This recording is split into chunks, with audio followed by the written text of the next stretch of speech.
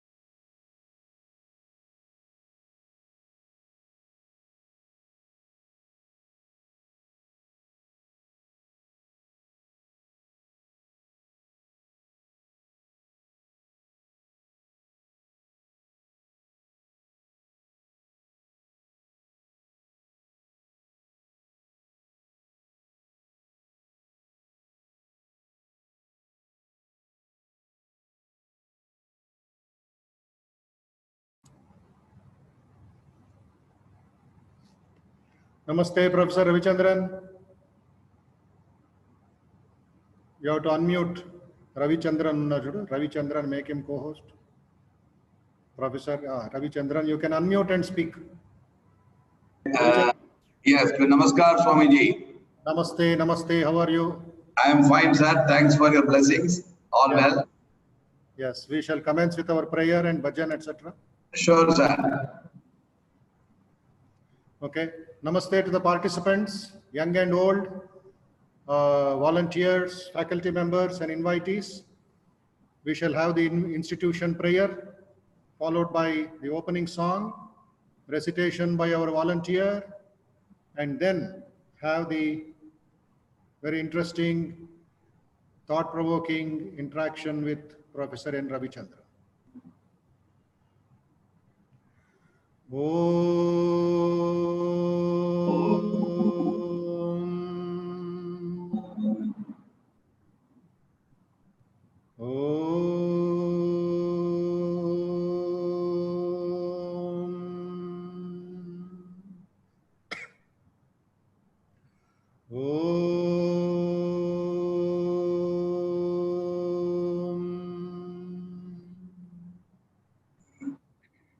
स्थापकाय च धर्मस्य सर्वधर्मस्वरूपिणे अवतारवरिष्ठाय रामकृष्णाय ते नमः। यथाग्नेर्दाहिका शक्ति रामकृष्णे स्थिता हिया सर्वविद्यास्वरूपां तां शारदां प्रणमाम्यहम्।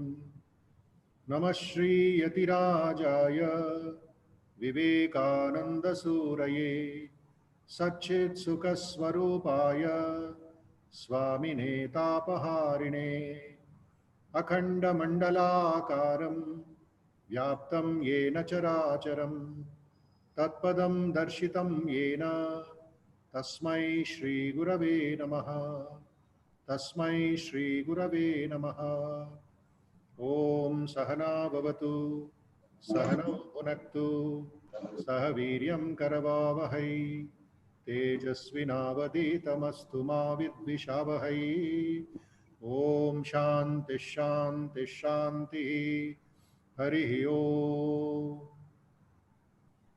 Keeping in view the infection, the COVID-19 pandemic which is raging through the country and the world, let us all pray for the well-being of all people, for the welfare of all people, whom we know, whom we do not know, wherever they are, east, west, north, south, in the whole world, in all directions.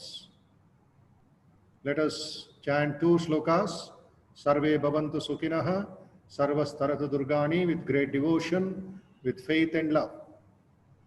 Sarvastaratu Durgani, Sarvo Bhadrani Pashyatu, सर्वसत् बुद्धिमाप्नोतु सर्वसर्वत्र नंदतु। सर्वे भवन्तु सुखिनः, सर्वे सन्तु निरामयाः, सर्वे भद्राणि पश्यन्तु, मा कश्चित् दुःखभाग् भवेत्. May all be happy. May all be free from difficulties. May all see what is good. May all listen what is good. May all do what is useful to others. May all be healthy, free from diseases, free from dangers, free from infections. May all be happy everywhere.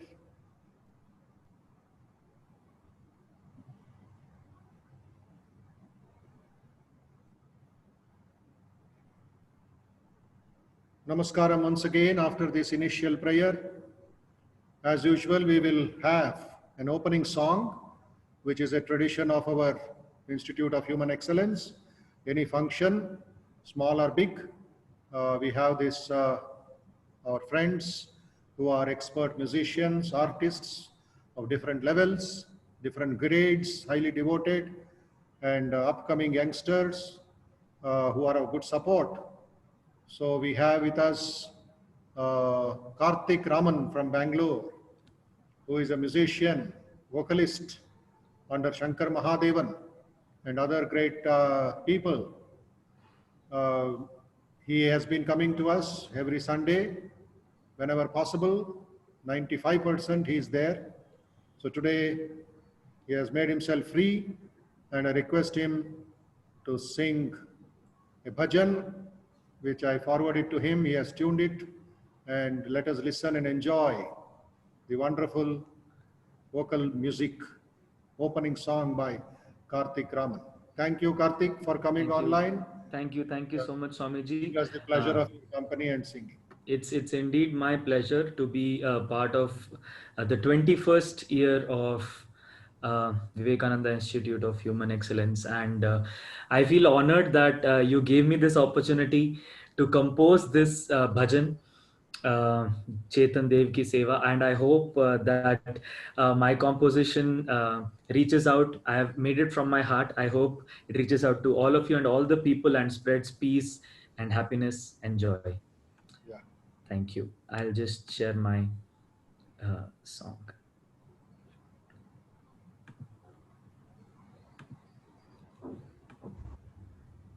Okay.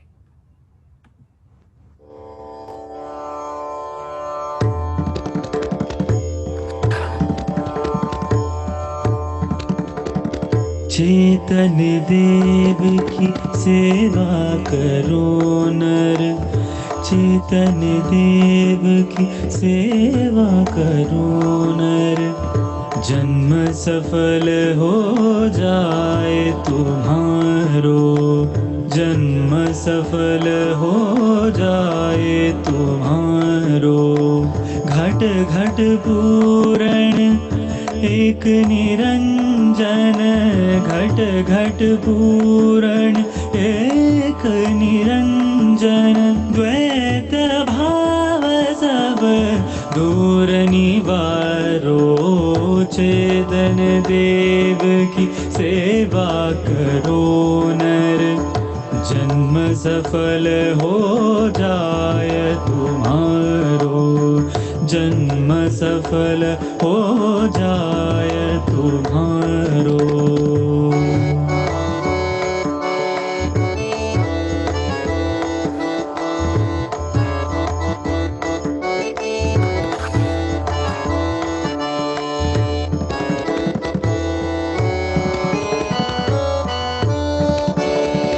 हृदय अंदर मंदिर माही, हृदय अंदर मंदिर माही, जगमग ज्योत जगे उजियारो, जगमग ज्योत जगे उजियारो, चेतन देव की सेवा करो नर, जन्म सफल हो जाए तुम्हारो।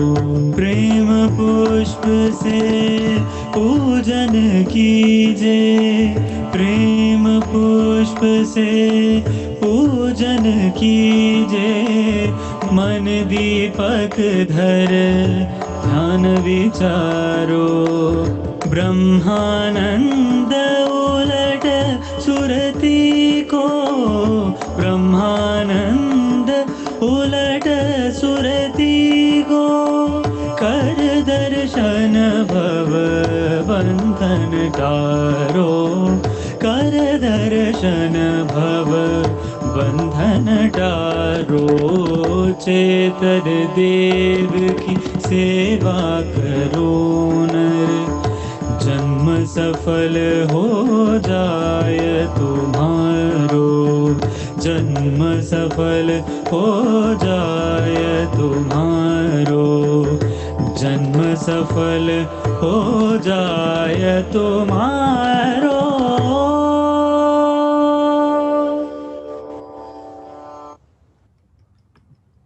Wow, wow, wow, wow. Thank you. What ragam and what bhavam? Thank Can you you. Thank you. explain? Can you explain the tune to our listeners? Yes. So initially, when I read the bhajan, so I'll be very honest. This tune just came to me very naturally. I first didn't think of what intricacies and what ragam, but while I was making, so this has the flavor of rag yaman mostly in it. Rag yaman, which is ni re ga ma da ni sa, so tivrama, and then somehow I felt that in the future charanams of the song, I felt when there was a line which talked about Jyot Jagao. So I felt that it is talking about the light, which we have to light inside all of us, and that's where I went a little deviation from Rag Yaman, and then I used a Komal Ga there, and that's how the tune came into being. So I hope that this tune has reached out to all of you, and I hope that I was able to do justice to Yes, what yes. Swamiji shared with me. You have done a very wonderful job, and more and more. Keep giving us the joy and the traditions also. Thank you so much, Swamiji. It's completely my Thank you very much, Karthik. May God bless you. May your seva reach everybody in the country. May you blossom into a big artist. Thank you so much, Swamiji. I need all the blessings. Thank you. Yes. Professor, your comments on the bhajan? You can unmute and speak always. Chaitanya. I enjoyed it. I think the young man has done something interesting. So I'm not very knowledgeable on music, but I think it was very enjoyable. That's what I would say. Yeah. Thank you so much, Professor. From Thanks. Bangalore. Thank you so much. Oh, okay. He is with Shankar Mahadevan and other top artists of the country. Yes. He will become one day. Thank you. Mukam karoti vachalam bangam langayate girim. And if the blessings of the Swamiji are there, you can accomplish anything. Nothing is impossible. Absolutely. Thank you so much, Professor. Thank you so much. Thank you, Karthik. We'll go forward. Dear friends, we'll have to listen to Vivekananda's teachings about our past, our present, and what we should do in the future.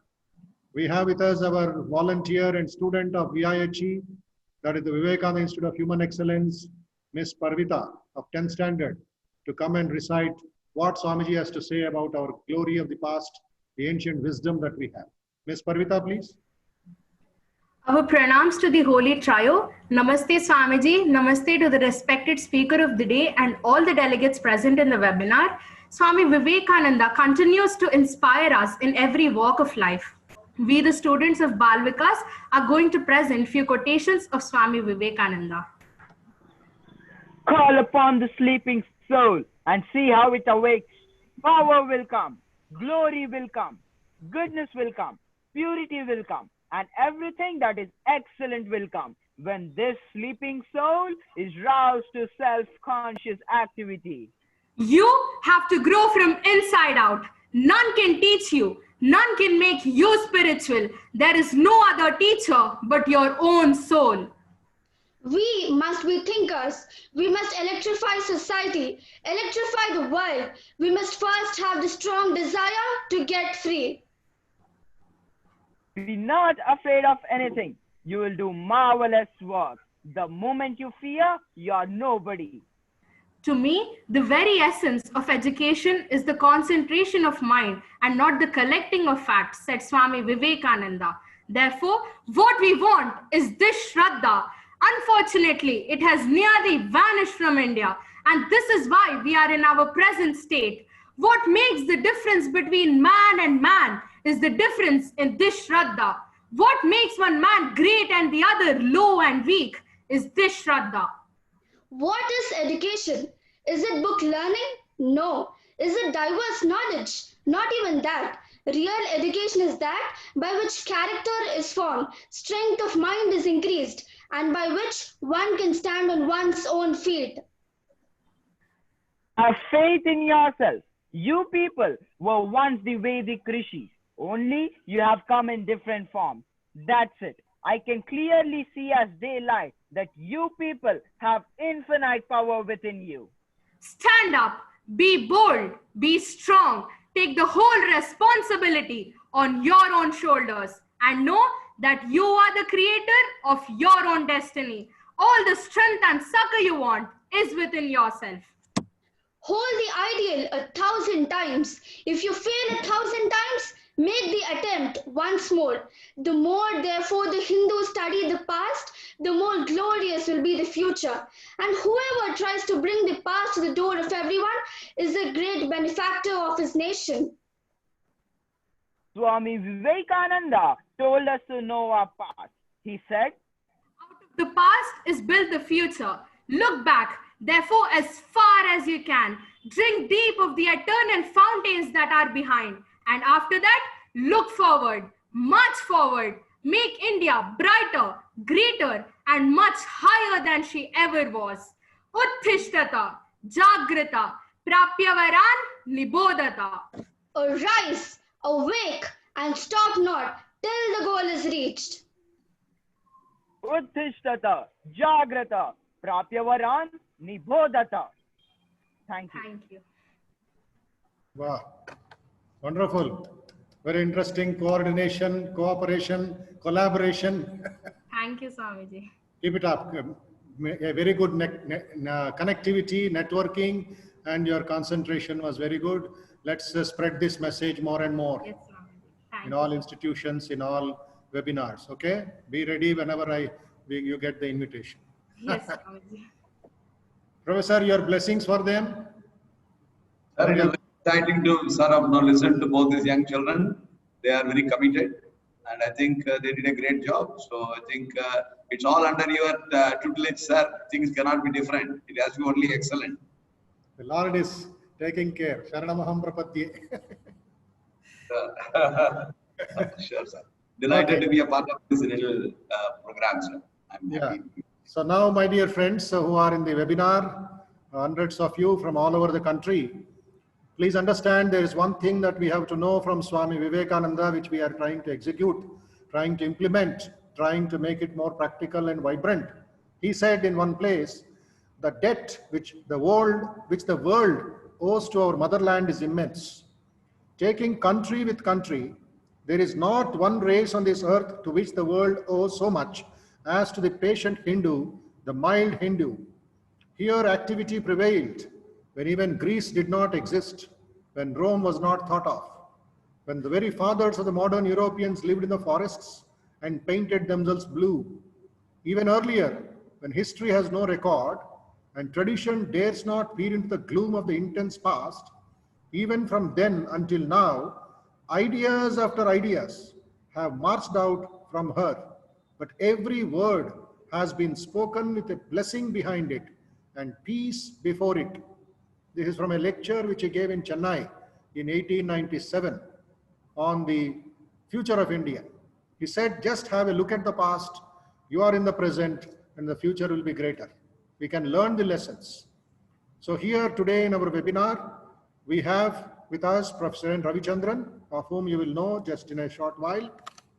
The topic is very interesting, ancient wisdom, wisdom from the ancient Indian tales.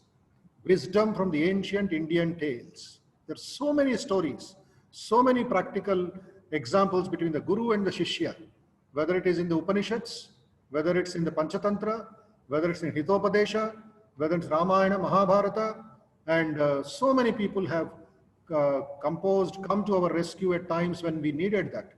whether it is Adi Shankara, whether it is other stories written by so many wonderful people who have risen to the call of the society and given positive, pure, wonderful ideas.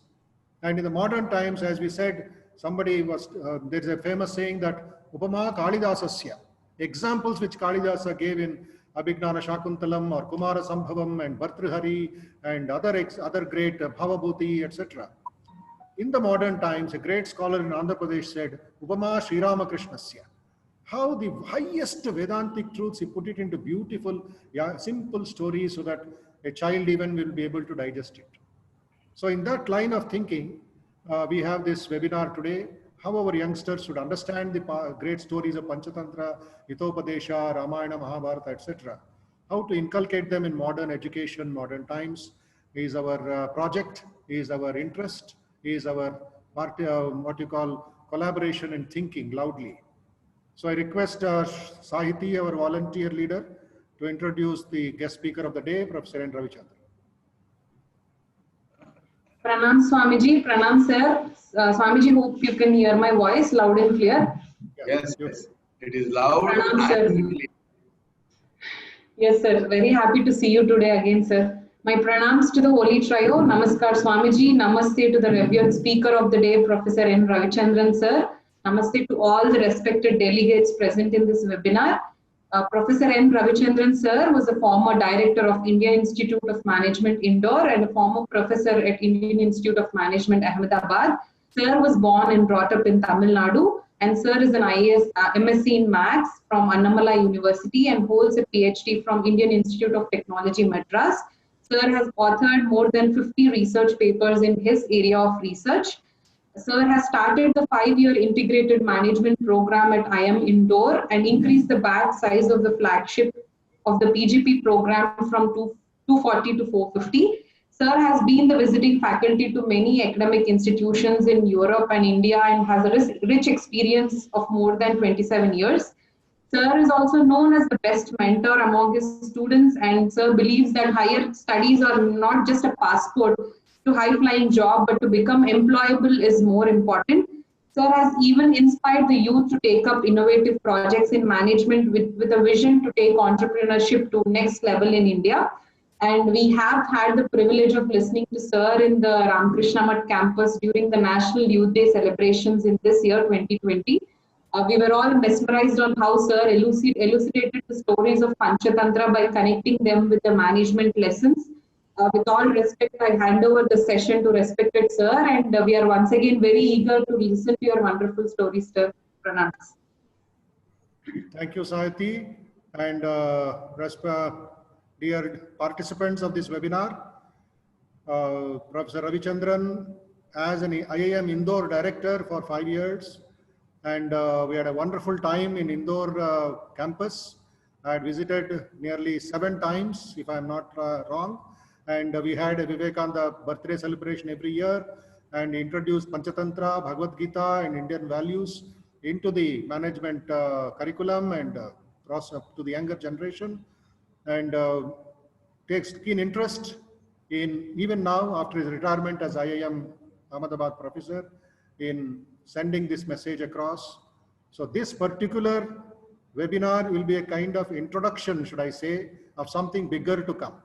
We are planning a long-term course on Panchatantra stories for modern life, for management, for solving our day-to-day problems through human excellence. He will be one of our faculty, and he will conduct the sessions, he will handle the cases and answer the questions of the young participants of the youth of India.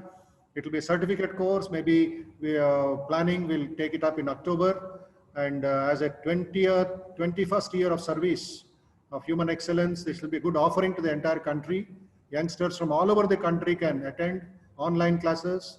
Sir is stationed at Kadalur now due to the pandemic at his hometown. And from there, he is talking to us.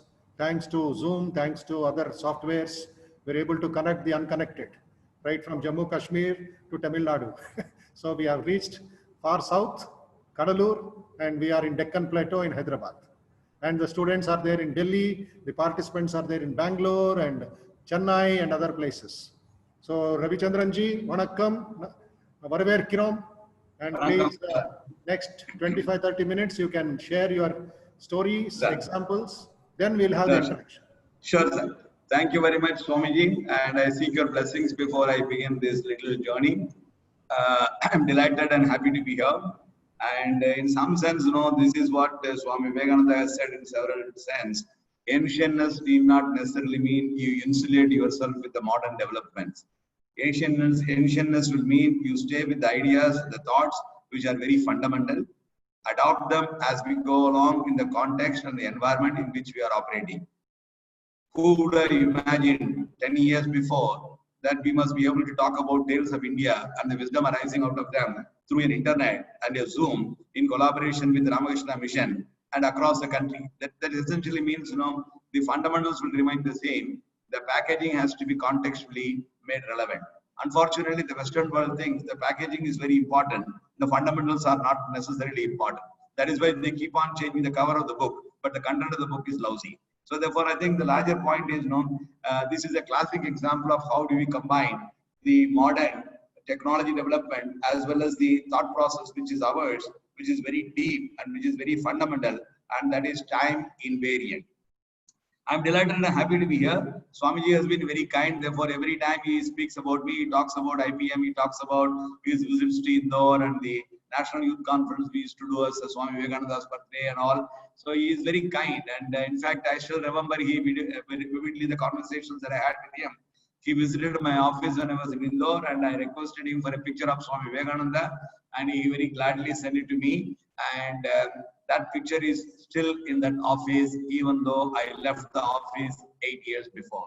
Nobody has the courage to change the picture. Nobody has the courage to touch the picture. It is right in front of the director's face, and therefore, if the director is doing something crazy, something which is unethical, Swami Vivekananda is looking at him straight into his eyes, so that he will moderate whatever nonsense he is doing. I think this is interesting. Now the larger point is Swamiji and I seem to be he seems to have a special little bit of liking for me, and I'm very happy, and I'm thankful to God for providing such a wonderful advisory in my life. Without going around all over, let me straight away get into what we want to do. We have about 20-25 minutes, and we will be happy to have some questions as we go along, because they are more important than the speaker's idea, because speaker's ideas are known. I think we need to engage conversations, people with conversations, because it is in the conversations that we will gain a little bit more and probably seek clarity, and therefore we would like to spend a little time on conversation. I will try and keep this for about 15-20 minutes, and maybe 10 minutes will go for possibly some kind of question answers as regulated or moderated by Swamiji.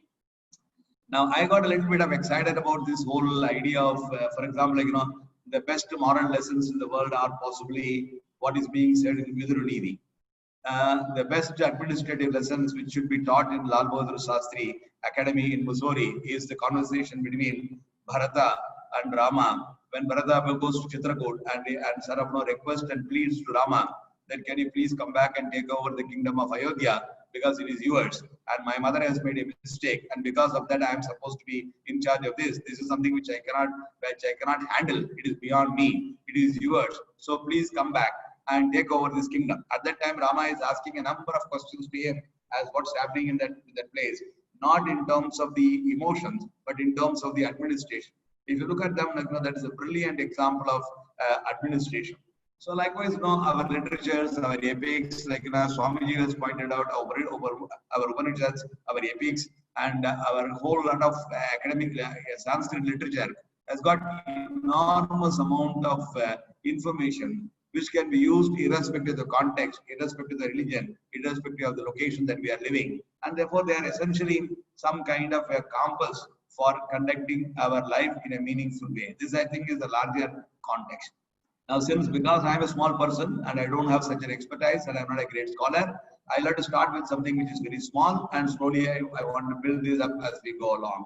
The larger theme that I want to look at is what is that we can learn from our epics and our Upanishads and our ancestors' Sanskrit literature for the modern mind. That, I think, is the larger theme that I want to work on. Maybe I'll spend my remaining 10-15 years of my life in this direction, and I made a baby step in trying to look at Panchatantra stories. And I've been working on these Panchatantra stories for the last 4 or 5 years, and I've been giving a large number of talks in various places across the country. And I don't seek them, but sometimes they ask me, so I sort of go and give this talk. And I want to share some of those ideas with you today. And then that should sort of give a little bit of a framework as what kind of certificate course that we are planning with the blessings of Swamiji beginning October under the institute at Ramakrishna Mission, Hyderabad. This, I think, is the larger agenda. Let me quickly try and explain to you why we should look at ancient tales. And ancient tales, more specifically to the Panchantantras, ancient tales are important because they are ancient tales. Whenever a story is told, the grasping power of the person who is listening to the story is much better. If you give a concept, if you give a formula, if you do an abstraction, the grasping power is not necessarily that high. But if you give a story, if you narrate a story, the ability to hold that information for a long time is very, very high. Therefore, stories are a very powerful way of passing on, if not anything else, basic information. Now, for example, grandmothers used to tell stories to grandchildren, like, they tell the story of Ramayana, they tell the story of Mahabharata, they told the story of the family itself, they told the story of our ancestors, the kind of difficulties that went through, the kind of way in which we responded to that, all that we try and sort of give in terms of stories, because they will live in the minds of the students, our children, for a long time to come. Therefore, stories have a very powerful way of passing on information. This, I think, is the first and foremost part of the story. The second part of the story is, even though these stories are written 300 years before Christ, that means 2,500 years, 3,000 years before, look at the Vikramaditya story, like Vikram and Vedal stories, look at the Panchatantra stories, look at, like, stories in Ramayana and Mahabharata, like, we can keep on talking about them. These stories are relevant even today because they have a very profound message. Therefore, it's very important to recognize. Do not discard them by saying, like, these are 2,500 years old. We need to sort of look at them in the context of how relevant they are in the context today. In other words, these stories are so. Somebody is writing something which is crazy. I think this gentleman. I think somebody is writing. Somebody's Zoom is not working. Something like that's going on. I think the gentleman should directly do something, but rather than, anyway, that's up to him. There is a private message. So to me, private message. Excuse me. I don't know where does it come from. I don't know who is this. Jacques is the name of the person. I don't know who is this person. Anyway, it doesn't matter. We will continue with what we want to say. The relevance of the stories are irrefutably larger, irrefutably high. I think that it doesn't stop there. I think at the end of the day, what makes the difference between a human being and the animals is animals also process and observe and process information. Animals also look at things which are relevant for them. The biggest difference between human beings and animals are animals also worried about their life. Animals also worried about satisfying their hunger. Animals also worried about procreation. So I think every animals and human beings have a lot of things in common. The biggest difference, animals are not necessarily worried about what is called dharma, whereas, like, human beings are supposed to be worried about dharma. And if you have to worry about dharma, some amount of thinking, some amount of analysis, some amount of abstraction, some amount of reflection is very important. If you do not reflect, if you don't think, if you don't abstract, we don't grow as a human being. In my opinion, these stories provide a wonderful platform to reflect on them. The stories are there. The stories are just there. Like, you listen to the stories, and they are very enjoyable stories. They are written in a very beautiful way. But when you reflect on it, your own understanding of situations becomes a lot more. You move from darkness to light. You move from ignorance to knowledge. You move from asatya to satya. This, I think, is essentially what happens when you start reflecting on the stories in a big way. Therefore, there are three reasons why we must look at stories. One, they give information which are very easily palatable. Two, they provide something which is relevant in today's context. Three, they provide an opportunity for us to reflect and think about the context, so that our mental capacity, our mental ability, our own rationality becomes stronger and stronger. We don't have to necessarily agree with the conclusion, but we can reflect on the context and possibly improve our own ability to understand things as we go by. This, I think, is the third reason why stories are very important. Now, I have been in management teaching for more than 40 years. And I taught in one of the best schools in the country. Possibly one of the best schools in this part of the world. And with the 40 years of teaching behind me, I'm not bragging, but I think that's simply a data. And for 40 years, I have taught management, and I used this so-called case method of teaching, which is considered to be an important pedagogy promoted and propagated by Harvard Business School. And I had used that very, very extensively. But when I reflect back, the Panchatantra stories, which are written about 2,500 years before, are the best examples of case studies. And undoubtedly, they are the oldest case studies of the universe, produced by Vishnu Sharma for the benefit of the king's children, so that they become able administrators. So these are not stories to my mind, these are amazing case studies. And the case studies generally provide a platform, and you as the rational person are likely to look at the platform, reflect on the platform, and draw some conclusions which are relevant and sensible. And you argue for your conclusions. And if somebody is able to give you a better counter, if somebody is able to improve on what you are saying, you learn from him, and therefore there is a collective learning possibility. There is an individual appreciation, there is an individual conclusion, there is an individual abstraction. This individual abstraction is shared with another individual who is a colleague or who is a co-student, and he has something to say. And if both of you can put your minds together and you improve on your learnings, it probably becomes a lot more better. And this, I think, is precisely what case method of learning is all about. Now, the Panchatantra stories, to my mind, are absolutely wonderful case studies, and they are prepared 2,500 years before by somebody who does not even brag himself that I am a case teacher or I am a case writer, and he simply calls himself as a Pandit. He calls himself Pandit Vishnu Sharma, and he has been tasked by the king that, can you please help my children to become able administrators? This, I think, is very, very, very important and amazing. Now, Panchatantra, please understand, Panchatantra stories were not written for the poetic value. Panchatantra stories were written for a specific goal. The goal is, how do I prepare these young boys to become able administrators? It means it is in a training ground for the IAS officers of that time. Now, there is a big difference between administration and management. In management, usually there is no uncertainty. In administration, there is an uncertainty. Now, therefore, I would say administration is a little higher than managing things. Now, if somebody can give you a roadmap of how to administer, how to become a better administrator, that fellow is training, that fellow is helping you to become a manager itself on your own. This, I think, is the much larger context. And therefore, I would sort of leave this introduction on Panchatantra stories at this stage.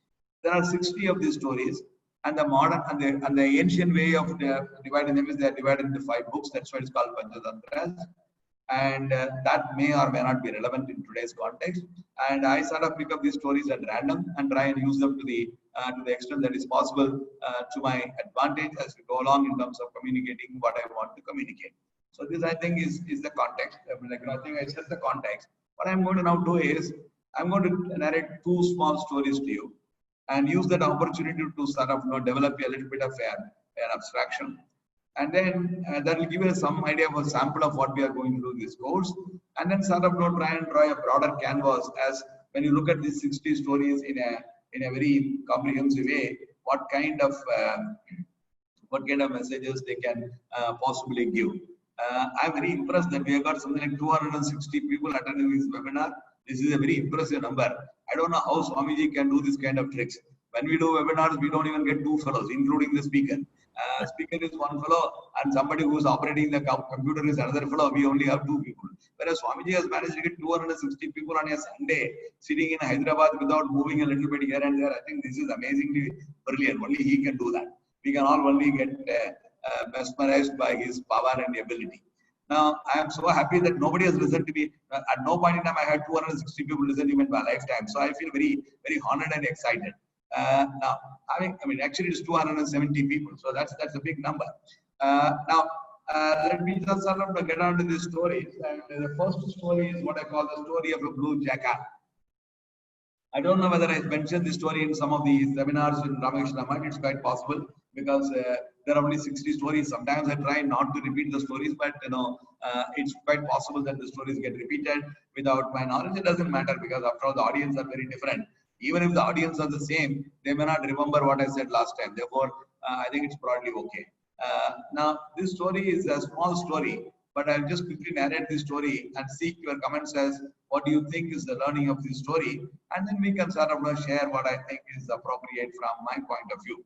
There is nothing called right or wrong answer, but what is very important is we must be able to reflect on these stories effectively. That I think is the key. Now, let me sort of build on this story. And the story is like there was a jackal who was living in the forest. Of course, jackals live in the forest. And this one was a little bit curious one. So it's sort of moving out of the forest a little bit and reached the peripherals of the forest. And in the peripherals of the forest, there was a small village. So it drifted into that village without realizing that it has moved into civilization. And jackal is comfortable in the jungle Raj, and jackal is possibly tested when it enters into the civilized world. It got into the civilized world, and very interestingly, it sort of roamed around a little bit on the streets of the village, and there were a lot of street dogs which have been waiting in that area, and street dogs started chasing the jackal because they found him as a threat. They found him as a competition. They found him, here's a new entity who had come and possibly it is going to share our fortunes. So we must drive this fellow as quickly away as possible. So that is what the dogs started doing. They started chasing this jackal. Jackal got scared because there are several dogs, about 7-8 of them are chasing. It got scared. It started running for its life. And when it started running for its life, it reached the backyard of a dhobi, a washerman. And in its anxiety to save itself, it fell on one of the vats of the washerman, and where he has kept some of these colors. And the jackal fell on one of the vats, which was blue in color. And after some time, the dogs kept on barking, and they didn't find the jackal because the jackal is quite immersed in the vat, and the dogs went away. And the jackal, after some time, picked up some courage and moved out of the vat. And it just came out. It sort of made sure that the body is not so wet, and it was half wet. With that, it started moving around a little bit on the same streets. And the intention of the jackal is to go back to the jungle somehow because it is feeling very uncomfortable. I came to this place, the dogs are chasing me, I have to run for my life. This is not a great thing. So let me go back somehow, remember the way in which I came and go back to my village and settle down there. Go back to my forest and settle down there. It started moving. So it came into the same street where the dogs started chasing. The same dogs which were chasing him before, they got now frightened by the jackal because the jackal is appearing in a blue color and it's a very different kind of animal. It looks like a dog, but it's not a dog. It looks like something else, and the color is completely different. And they got all scared. They don't know what to do, and they started running away. The jackal could not understand what is going on. Anyway, okay, these fellows were earlier chasing me. Now they are running away. It's like the politicians, who runs after you. And they are just running away now. So therefore, during the voting time or the election time, after that, you run after them. And so this was what was going on. And the jackal got a little bit of confidence. Look, I seem to be having some magical power. Now these dogs are running away from me. So it quietly and safely went into the forest.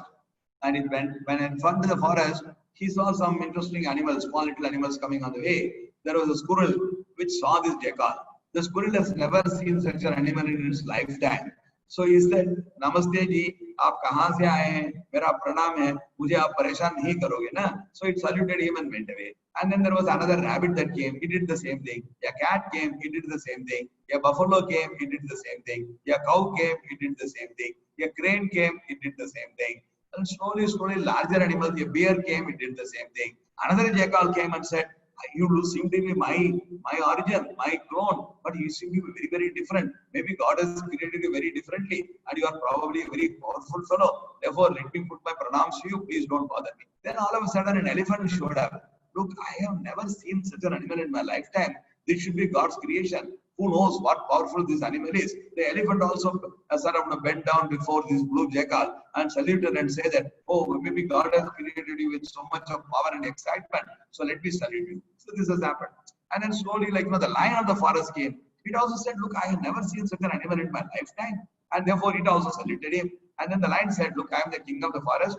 I can't tell in front of everybody that I'm afraid of you, but let us broker a deal. The deal is very simple. You occupy my throne. I will send you a meal every day to you. So you don't bother me. You don't question me. You don't challenge my authority. Allow me to stay in power, and I'll make sure that you enjoy. This is bribing. Bribing by which you retain your power. And in the process, you make somebody who's irresponsible as responsible, who is somebody stupid as somebody wonderful. So this is what has happened.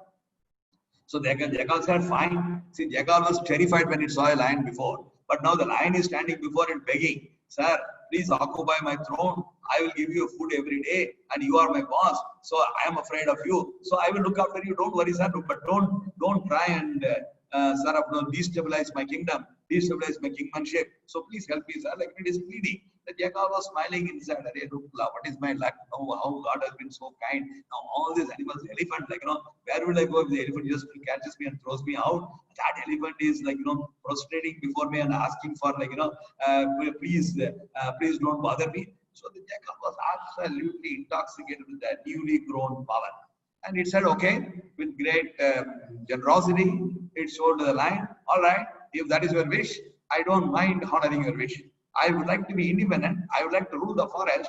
But since, you as the king of the forest is begging me, I will give you that freedom. Okay, you be the king of the forest, and I will sit in your throne, and you will give me food every day. That's okay. I mean, I will set up now, deal with it. You enjoy the power. See, I am not interested in power. I'm interested in maintaining people. Should you need any help, you come to me, I'll give you advice. So the jackal has positioned himself very cunningly and very differently. And the lion was very happy. So every day a meal has been being sent.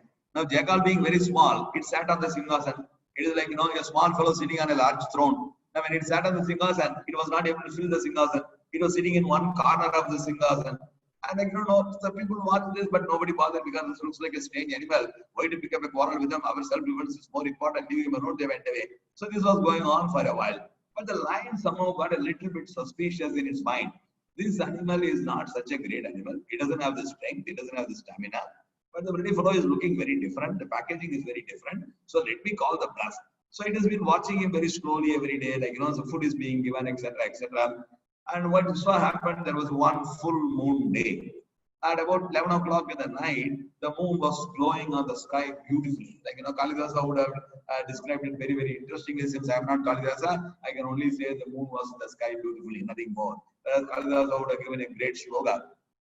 And the jackal was drenched with the moonlight, and it's very soothing and very exciting. And it was sort of relaxing and feeling good about it. See, there's a gentle blow of wind, and the moonlight is shining on you. It is darkness all over, and it's very still, and it is very calm and quiet. So it was thoroughly enjoying its moment of life. And then at the same time in the forest, other jackals are also enjoying this moment of life because the moonlight is common to them, the wind is common to them, the forest area is common to them, that exciting environment is common to them. They are all very happy. They are also enjoying them. In the process, one jackal among the group of jackals on the other side of the forest let out a huge howl because of sheer excitement. Nothing, just sheer excitement. Our friend who is sitting on the Singhasan, who is now dressed in blue color, realized this is the howl of a jackal, my own clan. How can I keep quiet? I will respond to that. It also responded with exactly the same howl of a jackal. Now, the moment this jackal howled, the other jackal howled, this continued, that continued, this continued, thus continued, it became a chorus song. And the lion was watching for him to say, oh yeah, my God, you are a bloody jackal. You have been sitting on my throne. I am serving you. I am afraid of you. It pulled it by the neck of its collar and said, now I am going to kill you. The jackal pleaded for its life and said, run away. And it's, please forgive me. I will never do such things in my life. I will run away. So please allow me to go. So the lion said, get out and get lost. So it ran away and went away. This is this story. Now tell me, what do you learn from this? Anybody who can speak, we'll take 2 or 3 comments so that we get an idea of whether I have been able to communicate the story clearly or not. Those who would like to comment can raise their hand, please. We will unmute you. Anybody is welcome. Yes, sir. CRJ. Anushka Datta. Anushka. Pranam sir, Pranam Maharaj ji.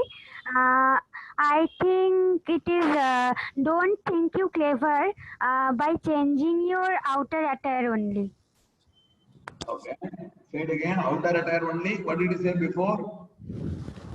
Don't think you clever by changing. Okay. By changing the outer attire, you cannot become a king. Okay. If you are a pauper, and if Swamiji gives me an opportunity to be a part of a drama player, and if I wear the king's dress, I don't become a king. All right. Okay. That's true. Yeah. Ram Mohan ji. Thank you, sir. Yeah. Please go ahead. Sir, am I audible? Yeah, you Yes. are. Yes. Sir, talk not unnecessarily. This is the inference.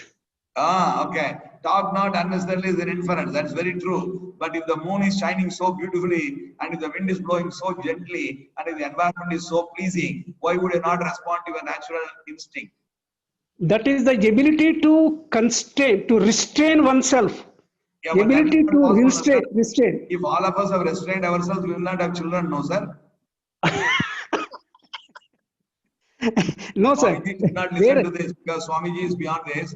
But the point is, like, all of us are imprisoned by our emotions, no? Shankhe Tipuram Bhavati Shashanam Meenaketo.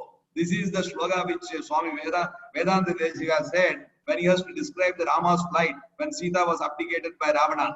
Rama was feeling so bad, and Swami Vedanta Desika describes his plight and says, Shankhe Tipuram Bhavati Shashanam Meenaketo. Meenaketo is Manmatha, Unka Shashan, Unka rule, I think seems to be more stronger than anything else. This is what I sort of hypothesis. Shankhe Tipuram Bhavati Shashanam Meenaketo. Therefore, the larger point is, all of us are imprisons of our emotions.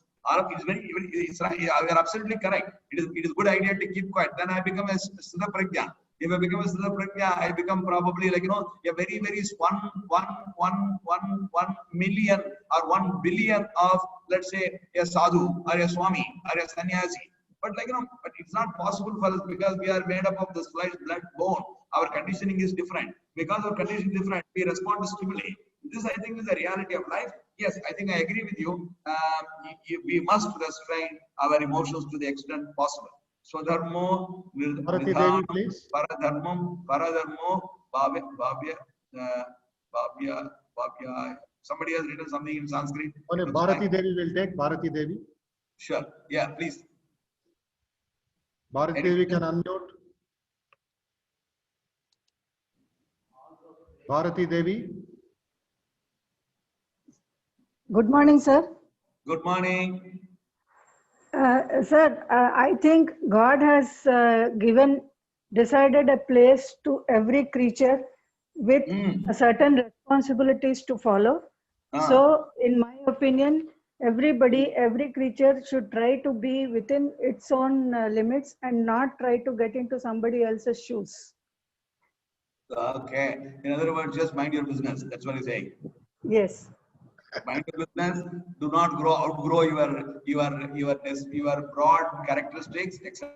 Okay. God has given us a mandate. Right. Fit yourselves in the shoes. That's what you're saying. Absolutely correct. Now, we'll take one more comment and then I want to sort of a little bit running out of time. Swamiji will say that we will suppose at 12 o'clock. We have 6 more minutes. Maybe some general questions we will listen to. But one more comment and then I want to sort of try and wrap it up with what I want to do in this sequence of lectures. Ravi Shankar is there. Ravi Shankar. Pranamam Swamiji. Good morning, sir. Thing is, whenever there is an opportunity that says that comes to you that to project you as a different entity, make sure that you stick to your fundamentals. And the idea is here the jackal cheated the entire the animals, its co-animals. So first thing is cheating is again wrong. And when an opportunity comes to you to project yourself as a great thing, again the cheating is different, and sticking to its fundamentals and making sure that the belief system is stronger. Yeah. So that is very important. So once that is lost, everything is lost. Yeah. I agree with you, Ravi Shankarji, but the only question is, the norms that are applicable to human beings are not applicable to animals. Because in human beings, in civilized world, I think I keep saying this everywhere, in civilized world, we protect the weakest. In the jungle Raj, it is the fittest who survives. And for example, like, if you got a house, if you got a billy, the billy cheats you to steal the milk without even asking you. So can you say, like, billy, don't cheat me, cheating is a bad quality. If the billy does not cheat you, it cannot survive. So the norms that are applicable to human beings are probably slightly different from the norms that are applicable to the, but the point is well taken. What you are now trying to do is, from the story, you are trying to extrapolate some lessons for the human mind, human civilization. I think that's the point you're trying to make. Extremely well made point. Thank you very much. Excellent. And there's a second point, sir. The second point is, whatever we see, that is not to be taken for granted, and everything we should not get fear. Absolutely. So we have to first understand and realize what is it exactly. All right. Do a little bit of more analysis, but if you start doing more analysis, you get into what is known as paralysis of analysis. Okay. But yes, I agree with you. Don't take anything on the face value. Do a little bit of introspection and decide. Is it really a different animal? Is it really a powerful animal?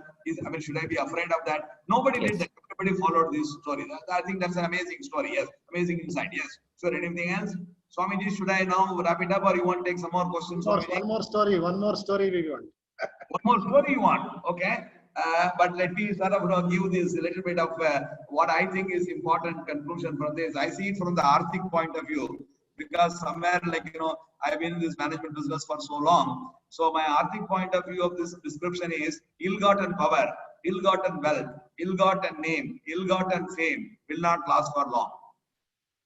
If you don't deserve something, and if you get it, you have to be very, very afraid of it. You should say, if Swamiji tomorrow comes and tells me that, I'm going to award you Padma Shri, I said, Swamiji, I don't deserve to leave me alone. I should run away from that. If you get something by bribing somebody, if you get somebody by influencing somebody, if you get something because somebody is wanting to take some advantage of you, ill-gotten wealth, ill-gotten name, ill-gotten fame, ill-gotten knowledge will not last longer. Do not judge the book by the cover. But unfortunately, in the electronic world, Amazon only shows the cover. It doesn't show the content. But that's okay. Now, I think I would sort of leave this at this stage, and this, I think, is the core message. The other comments that are made are equally important. But let me just run through another quick story. Maybe, like, Swamiji, it is 11:57. How much time we have?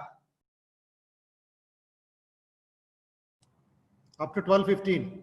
Oh, that's okay. That's wonderful, sir. You have given me 20 minutes. I think we can do a lot of things. The next story will be for about 7 minutes. Then I'll lay out the agenda for the sequence of lectures as they come by.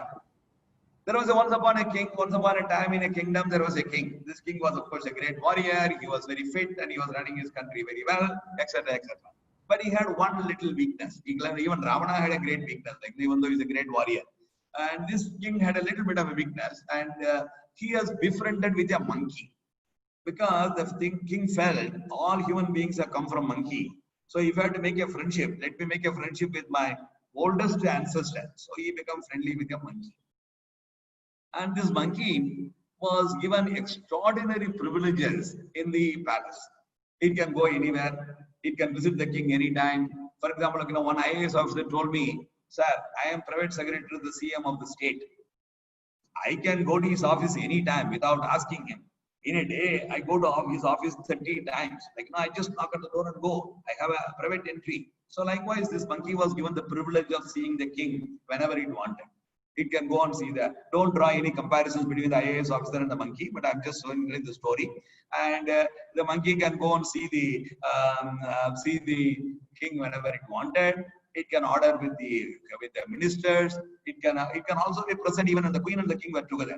So it is such a wonderful privilege. When the king was eating, the monkey will go and stand next to him, and the king will give a gentle stroke, and the monkey used to enjoy this. So it was really a great friend of the king.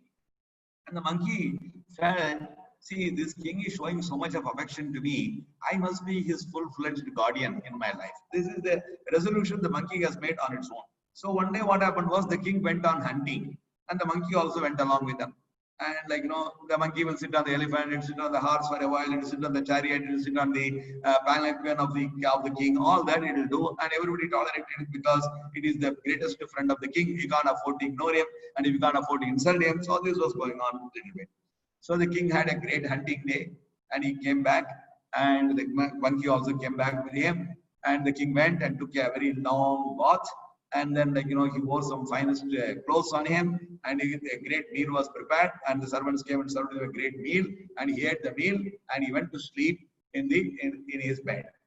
And since he was very tired, and he has been on hunting since very early morning, and he was really tired, and then he went to, those days, hunting was not done with AK-47, because you have to match the animal speed in order to get over to the animal. That is why people were very difficult to tame an elephant, tame a lion. Because today we go with a binocular, we go the AK-47, we have all kinds of geopolitical instrument systems by which we can trap the animal and hunt. That's not correct, because you are not allowing the animal to operate this full function. If you do that, you will run away for your life. Anyway, the king did all that, came back, and he was sleeping, and the monkey sat next to the king. And it was watching the king sleeping, and it was very enjoying, like a mother looking at the son, sleeping very peacefully, etc., etc. They said, okay, all right, this king is sleeping. It is my responsibility to look after him. So it's Ravana sat next to him and waiting for him to wake up so that it can offer him a cup of coffee. Now the king was sleeping, and all of a sudden what happened was there was a fly which came in, and it started moving around the room, and the monkey got a little rattled. Where does this fly come from? How can it come when I am sitting here? And the fly did not stop there. It did not go to the monkey. It went to the king and sat on his nose. And the monkey got very upset. How can you sit on my friend's nose? This is not acceptable. You are a dirty, small fly. And you come and sit on the king's nose. This is not acceptable. So it went and sort of tried to catch the fly. But when it was about to catch the fly moved away. It made one more round on the king's head and came back, sat on his ear. The monkey did the same thing to remove it. And it moved away. It sat on his forehead. It did the same thing. Went again once more.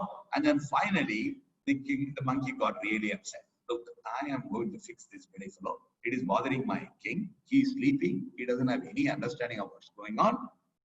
So it looked around in king's palace, like, you will see that some instruments, some weapons are kept. On the wall, there was a huge sword that was kept. The monkey got hold of one of them. I am going to kill this fly with the sword so that my king is protected forever. By the time it was doing all this, the fly went and sat on the chest of the king.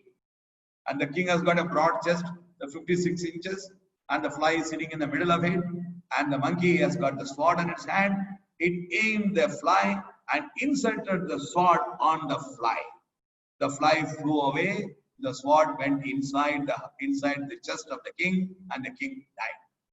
They call the medicines of the doctors of the palace, and they all said, like, somehow they tried to recover or whatever it is, but the king could not be recovered. It's the end of the story. Now, what do we learn from this story?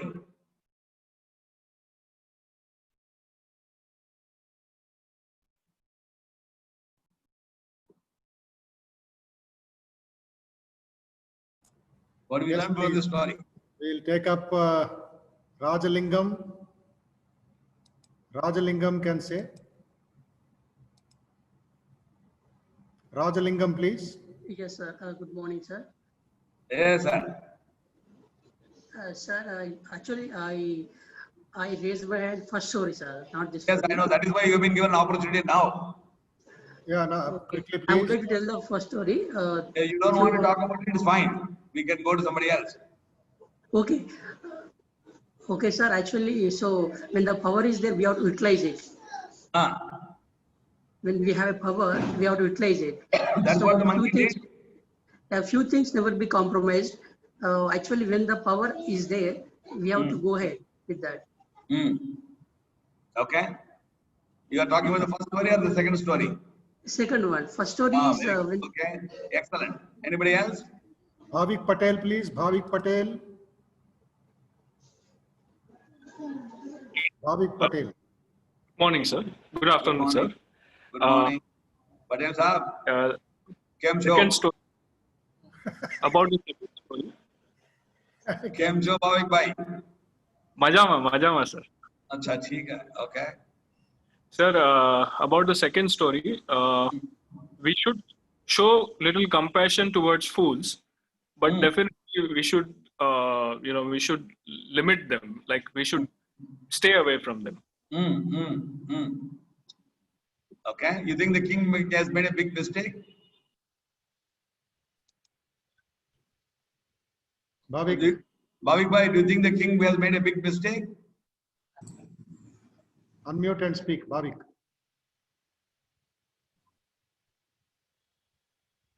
Okay, there's something problem. Yeah, Ashrita? something's wrong. We'll move on to the next person. Yeah, okay. Ashrita, please. Ashrita. Good morning, sir. Good morning. Sir, I have a question, not an answer. You have a question? All right, go ahead. Oh, okay. What Women there are known was? to be very clever. They ask questions. I just have a doubt. Please go ahead. There was no mistake of anyone after him, right? Monkey just wanted to protect the king, and the king wanted a loyal friend. Both their intentions were good, so there's no mistake of any of them, right? And the fly also wanted to protect itself, so it ran away. No, but the intentions were good. Yeah, but the point is, if your intentions are good, the consequences cannot be bad, no? What is the purpose of having a great intention when your king itself is harmed and is dying? Yeah. So I think the intentions are good. I think I appreciate what you're saying, but intentions are good should be translated into meaningful, positive actions. Intentions cannot be good and actions cannot be bad. For example, like the Tamil Nadu government is very, very happy to provide a very healthy, wonderful life to the children to the citizens of Tamil Nadu in the COVID time. But they open up all the Madhushala. Your intentions are very good. Your actions are exactly the opposite. Instead of opening the temples, you are opening the Madhushalas. Instead of allowing people to travel from place A to place B, you open the Madhushalas. You know, in one full day, of course, Andhra is no less. In Tamil Nadu, in one full day, the total sales of Madhushala was 250 crores. Nice. So, what kind of intentions you have, and if actions are like this?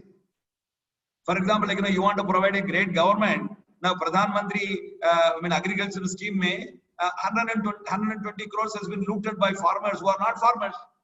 Yeah. And in fact, this money has gone to people who do not even live. They don't even exist.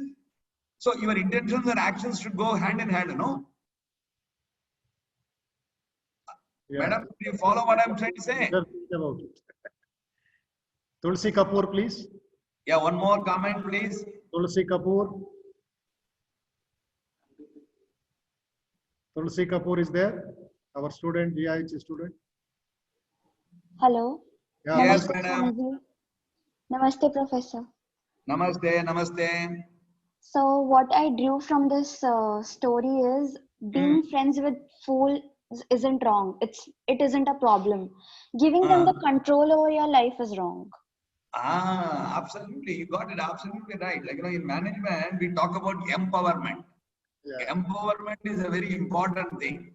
Empowerment is allowing people to make decisions in the given context. The Japanese management system believes in empowerment. It doesn't believe in control. It believes in empowerment. But when you want to empower somebody, as you exactly said, you said it very well. The empowerment is essentially has to be given to people who are competent. You can't give empowerment to fools and suffer. Now, in other words, like, if you have to make somebody as the president of this country, he must be competent enough to hold the dignity of the job. That is the key. The larger point is empowering people is very important, but empowering incompetent people can be very dangerous. The king empowered the monkey, but the monkey is not competent enough to look after the king. It's not a black commando. It is only a monkey. See, a monkey can do what it thinks is appropriate. Monkey cannot think the fly will fly faster than inserting the sword and it will harm the king. And that's why it is suffered. So empowering fools is asking for, it's a recipe for disaster. Yeah, sure. Swamiji, if you want to take one more, we can. Otherwise, we will get on to summarizing what I want to do. Yeah, you can summarize. You can summarize. Sure. I think the whole idea was the two stories were said essentially to sort of give you some kind of a feel for how much of a discussion that we can have on it, because I already see 10 people are raising their hands and I see several comments that are coming on the chat box. The message is essentially each one of these stories can be seen from multiple angles. That I think is the key. See, if you remember, I said the stories are providing information, the stories are giving relevance to today's context, and stories are vehicle for thinking. See, one of the reasons why there are so many commentaries on Bhagavad Gita is there is no definitive conclusion from Bhagavad Gita apart from ultimate surrender to God. That I think is a definite message. But anybody who reads Bhagavad Gita has got his own experience, his own thought process, his own thinking, and he wants to bring that thought process, his own thinking to the table. And that's why there are commentaries which are providing meaningful insight to Bhagavad Gita. Likewise, these stories are not comparable to Bhagavad Gita, but these stories are so open-ended, depending on your mindset, depending on what you know, depending on what you understand, you bring your own abstraction to this discussion. This, I think, is something which we wanted to demonstrate, and I think that happened. The next point is, like, what is it we want to sort of now discuss among these? If there is a sequence of lectures on this, if there is a certificate course, there are three things the certificate course will achieve. It will give you a compass, an operating compass to develop your personality and character, which I think is the prime purpose of the institution. The institution that we all belong to, which is headed by Swamiji, the primary purpose is to bring or upgrade or mature the personality and characters of individuals. These stories will give you a kind of a practical compass to look at that. This, I think, is one important objective to do. The second objective that will bring out is it will help you to learn from others' experiences and also the ancient wisdom. There is a wisdom in everything. See, for example, I had the most difficult time when I was director at IIM Indore. Dr. Abdul Kalam, the then president, he was not president, he just moved out of the office, and he called me up and said, Ravi, don't worry, this will also pass. He was the only person who called me. Of course, two people called me. I was going through a very difficult situation. The difficult situation, not that I made a mistake. One of my faculty colleagues, a female faculty colleague, was murdered on the campus. As a director of the institute, I need to deal with this and make sure, this matter is resolved and all. So I was very distressed because I was new less than 1 year. I was worried about the brand of the institute, the safety of people, etc., etc. So I was very, very concerned. And of course, with the help of the police, the matter was resolved very quickly. One very important businessman from Bombay, very, very respected businessman from Bombay, called me, and Dr. Kalam called me. And both of them, the businessman in Bombay called me and said, Ravi, you are going through a difficult time. If you need any help, just let me know. Now, the President Kalam called me and said, Ravi, this is a difficult time, but this will also pass. Don't worry. So I think that's a statement of wisdom. That's a statement of wisdom because Dr. Kalam has seen so many things in life. So likewise, these stories give you experiences. These stories give you wisdom. From these experiences and wisdom, we learn this and internalize the process that's going on. This is what we are going to do for a period of time if you get an opportunity. The last part of the story is, in order to achieve anything, including scoring well in the NEET exam, we need to have a strategy. If you don't have a strategy, we can't achieve anything in life. So how do we formulate a strategy? And a strategy is good only to the extent it can be implemented. So how do you come up with an idea? How do you implement this idea for your own betterment, for your own personality development, for your own welfare, for your own happiness, and therefore happiness for the community? These are the three themes on which we will possibly dwell as we go along. And I think I want to stop here because I don't want to exceed the time that is given to me. And if there are any comments or suggestions, quickly, subject to Swami's confirmation, Swami's approval, I'll be happy to sort of respond. Thank you for this opportunity, Swamiji. I quite enjoyed this. Thank you very much. Thank you very much. Comments, observations from Justice Kodand and our well-wisher, Kodand Ramji. Anil, you can unmute. Anil? Yeah, Maharaj. CKR and Yeah, Maharaj. I can unmute? Yeah. 1 minute. Yeah. Namaskar, Swamiji. Namaskar. I am really enlightened and also became very enthusiastic. I had read a number of Chinnai Suri's stories in Telugu, but now as a child I have read and as an adult also I have read. But the perspective with which you have given today, now I would like to go back and read, and the differentiation which you have made, because I am also in the administration in a different way. Every day this management crisis keeps coming up for us, especially sitting as a citizen was different from as a person who is sitting in a position now. So the differentiation which you have made between the management and administration is something which has stuck with me. And I'll be one of the students with the course which you are going to go with Swamiji and Vivekananda Institute. It's a great lesson, and the way the children are reacting, I'm glad that probably we may have to have a little more number of sessions with more number of stories. And in particular, I wanted one story to be told within the time possible. making a responsible citizen. What I have been finding in the all along, only one important thing which is troubling me all along in my life, last from 96 onwards, for the first time when I visited Singapore. After returning from Singapore and thereafter, I find that the society there and society elsewhere in the world and society in our Indian society, there seems to be some disconnect and there's a total disharmony. And more so on account of the citizen being irresponsible, citizen not being responsible. And that's the one which I have been thinking on every platform. That's the one which I am trying to ask everyone. How do we start and how do we regenerate? How do we correct ourselves and be a good citizen so that I do not need to send my daughter, I do not need to send my nephew, I do not need to go to abroad and think of America or Singapore or any other country. Otherwise, every parent feels here that why not I send my child somewhere else? Why not? Why should I be here? After all, we are not having a good administrators, we do not have good managers, we do not have the good society. That's the thing. I'm sorry, Swamiji, I've been, because this is the one which I've been pressing all along, all through. You know very well about my penchant on this aspect, because that's one which has been troubling me all along. And I'm yet to find an answer from last 20 years. Absolutely right. Professor, your observations, please.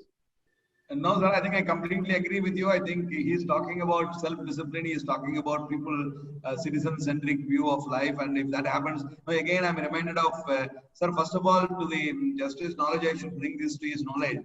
The definition of administration and management is not mine, sir.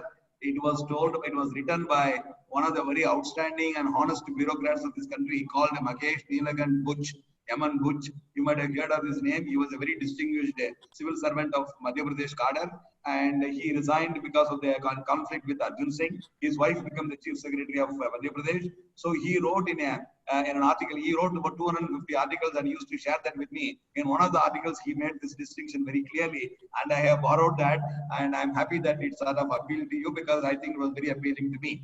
Sir, having said that, the other point is, at one point in time, I asked this very ordinary question to this extraordinary man called Dr. Kalam. Sir, when will corruption in our country will go away? Kalam Sahib said something very, very interesting. Ravi, you are asking such a wonderful question. He said this in public, he praised me and all, that's a different story. But he said, Ravi, corruption in this country will go away not by CVC, not by director of the Bureau of Investigation or CIB, the courts, the punishments, etc. Yes, all that they have some role to play. But corruption will go in this country only when individuals become honest. Individuals will become honest only when the children become honest. For example, if the father is earning money in a bad way, the children should say, Dad, I don't want this money because this is ill-gotten money. If children started saying that, fathers will start earning less in the ill-gotten way, and therefore the excitement for earning will go away. So what Dr. Kalam was trying to say was, if we are looking for local problems, a global solution, that will not work. The country will become better only when individuals become better. When the individuals become better, when they have character, when they have personality, when they have commitment to the nation, when they are patriotic, the country will become automatically very different. So we need to work with the micro people to have macro images. This is what Mahatma Gandhi said, India can live only well when the villages are properly administrated.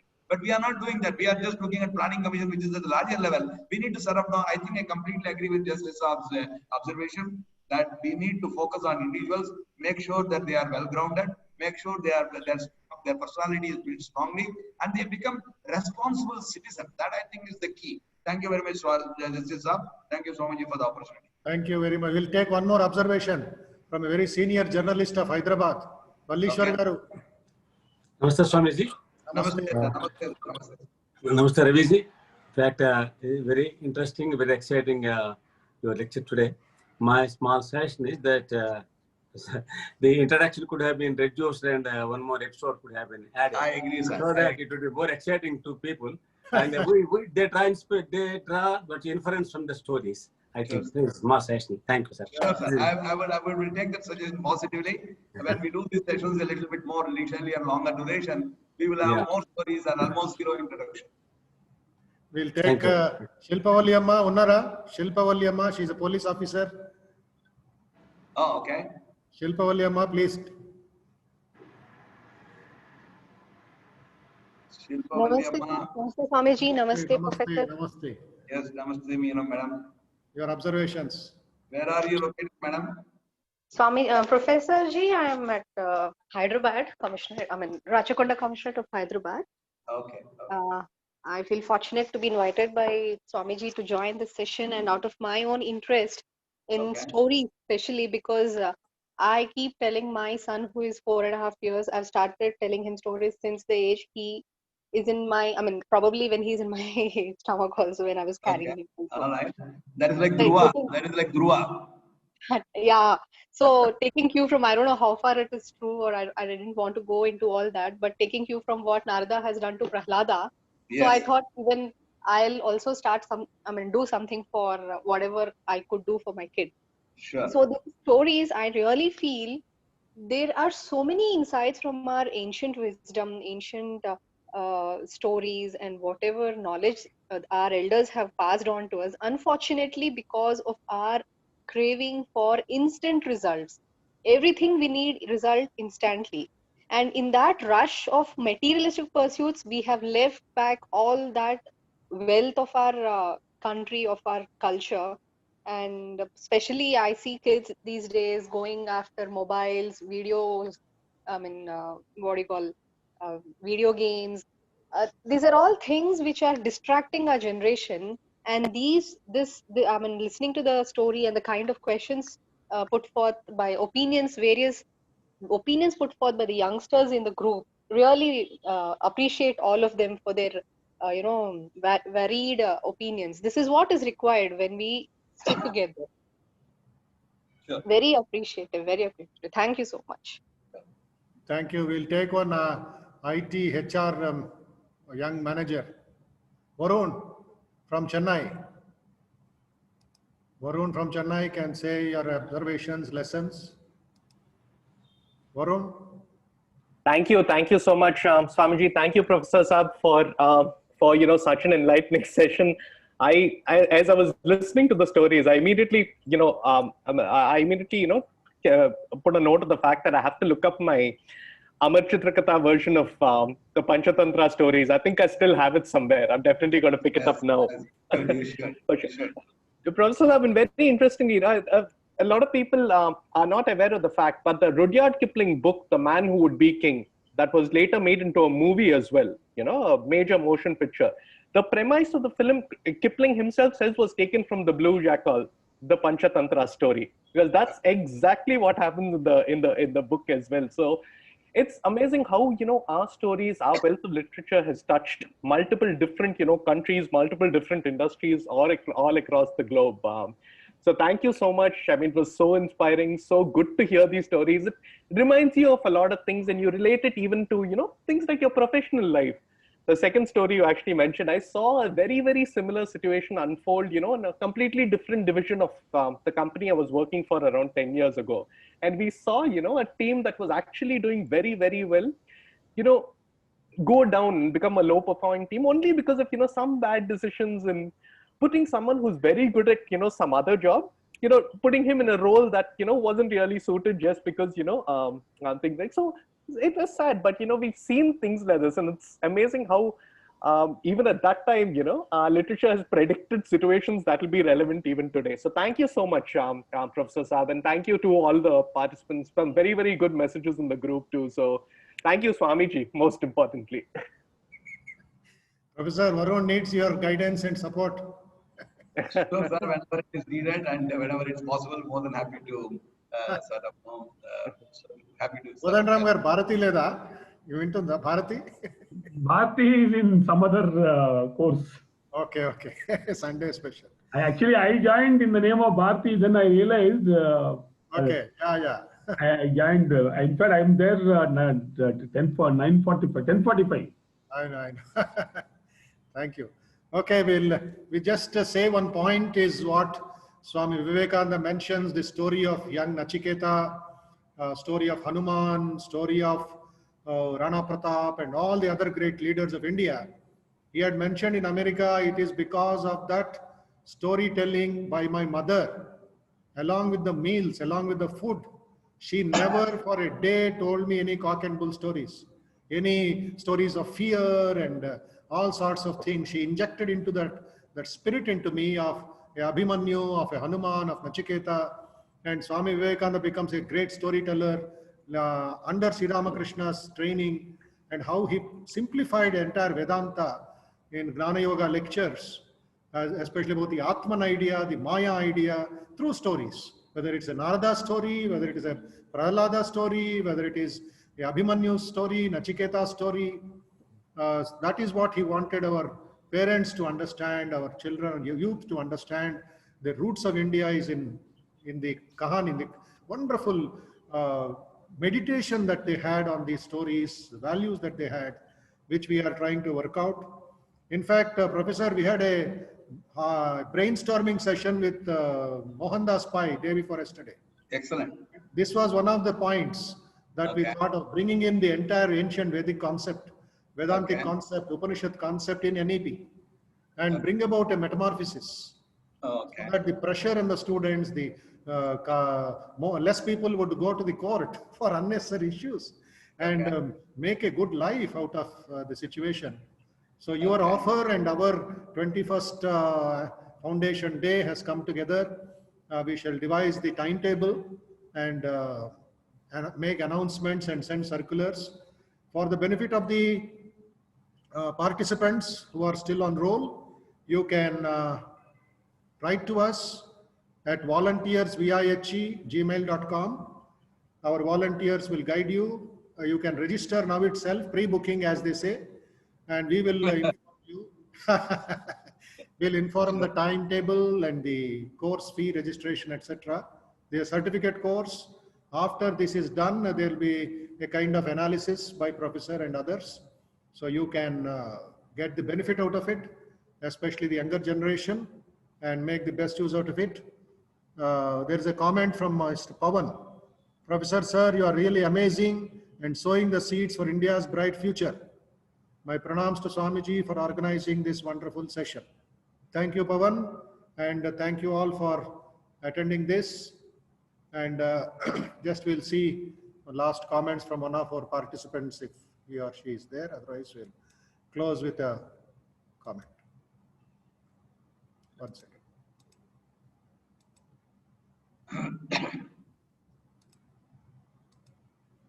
Okay. Nothing to worry. So we'll take up this in October. Is it okay?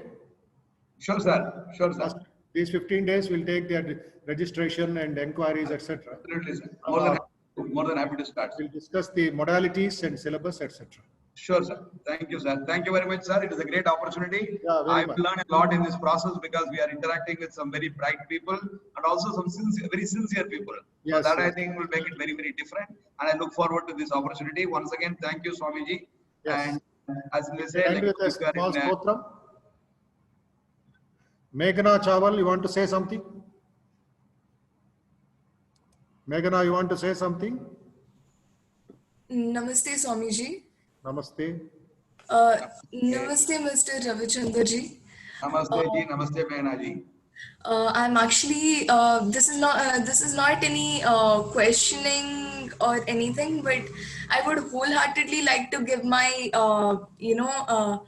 my regards and my compliments to Ramakrishna Mutt and especially Swami Bodhamayananda ji for conducting this webinar. I mean, even in this pandemic, I don't think many people get to receive as much a good, ethical values. I mean, people are actually starting to, sit with online gaming, and they are literally spoiling their lives. So taking up these courses and these classes, and that too for the benefit of us, like it is all unconditional, and Swami Bodhamayananda ji and sir, you yourself have given us so much of insight today, and I'm actually very proud to be a part of this webinar. So my hearty thanks, and I really wish to attend more webinars and get to learn a lot more from this sessions. Meghana, you can register with us and notifications will come to you and you will get connected automatically with VIHE. Okay. Mr. Amog Vardharaj, you want to say something? Yes, sir. Please. Sir, first of all, Namaste Swamiji and Namaste Professor Ravichandran sir. Thank you for giving me this opportunity to speak today. And it was indeed a very amazing and awesome experience to listen to Professor Ravi sir and his insights on the Panchatantra tales.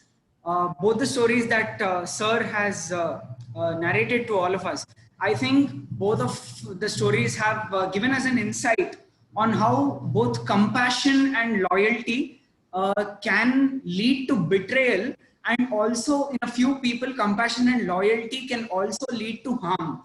In the first story, the jackal betrayed everyone, and in the second story, though the monkey was extremely loyal and compassionate towards the king, and he also loved him a lot, but end of the day he ended up killing the king. And there we understand that though you might be loyal or you might be compassionate towards something, someone, or a very noble cause, but I believe that any person or any animal should at least think twice, or there should be a second thought given to anything before executing anything. And I would like to thank Professor for giving such amazing insights to the youth and for all the participants that are there with us today. I think it was really an amazing experience. Thank you, sir. You appear to be an NCC officer or what? NCC? You're in NCC or Army or Navy? Oh, unmute. Okay. Sir, I'm the All India Best Cadet, sir. I was given the Prime Minister's baton by our Honorable Prime Minister Shri Narendra Modi on the 28th of January this year in Delhi. What's your introduction? You're in Hyderabad or somewhere else? I'm in Hyderabad, sir. I'm currently based in Hyderabad. Okay, welcome to VIHE. Join our battalion. Thank you, sir. Join our Vivekananda battalion. Definitely, sir. Definitely. Which college you're studying or what? I'm currently studying in class 10, sir, at St. Paul's High School. Oh, is it? Yes. Young man speaking so boldly. Fair enough. Judge is listening to you. So nice. Keep in touch. Keep in touch and attend more programs. Yes. So, yeah. So this is our website. In the chat box, it is there. All our details of next Sunday's course, next Sunday's webinar will be very, very powerful, very interesting. I would like to announce and create a sensation in you. We will be having one of the topmost scientists of the country. She is called Agniputri by Dr. Abdul Kalam, Dr. Tessie Thomas. She was in DRDO director, then she moved to Delhi and Bangalore. She was instrumental in Agni 3 missile launch, the only woman in the country assigned by Dr. Kalam. And she is now in a very big position of missile development in the country. So she will be our guest speaker next Sunday at 11 o'clock. We are thankful that she accepted after 2 months of treasure hunt. So she understood the human excellence values, and 20th September she gave a date. So 11th September, at 11 o'clock next Sunday. Don't go anywhere. Postpone your activities or complete them and sit before our system, all of you, and tell your friends all over India and the world also. They can get connected to meet and interact with Dr. Tessie Thomas. You can know more about her in the Better India, this one, a great lady of sacrifice, determination, knowledge, and commitment to the country. That is next Sunday's invitation to all of you. And we have tomorrow morning, leadership lessons, how to become an effective leader. If Ravi is free, any one of the days, he can take a session for the young participants. It's in the morning, 8:30 to 9:30. No problem. For 6 days. Leadership qualities, admission is going on. You can log into our website, Facebook, our app, and our other portion emails, and join the course. So this is all part of the pandemic contribution and 21st Foundation Day offer to the whole country. Okay. So Raviji will end with a prayer to the Lord and conclude today. Sure, sir. Thank you. Yatam Pundarikakshaha Sarvayajneshwaro Harihi Tasmin Tushte Jagat Tushtam Prenite Prenitam Jagat Om Asatoma Sadgamaya Tamasoma Jyotirgamaya Mrityorma Amrutangamaya Om Shanti Shanti Shanti Harihi Om Tat Sat Shri Ramakrishna Arpanamastu Loka Samasta Sukhino Bhavantu. Shubhadinam, Shubhavaram, and wish you all good health, strength, peace and joy. Keep yourself fit. Keep away the corona. Don't invite her to your lungs and nose, nor to your family members. Do yogasanas, meditate, study this wonderful literature, and keep yourself mentally, physically fit as long as possible. May God bless you. Thank you, Ravichandran ji. Thank you, sir. It's my pleasure, sir. We'll keep in touch. Thank you, Kodan Ramgar. Namaste. Thank you, sir. Good day. Bye, sir.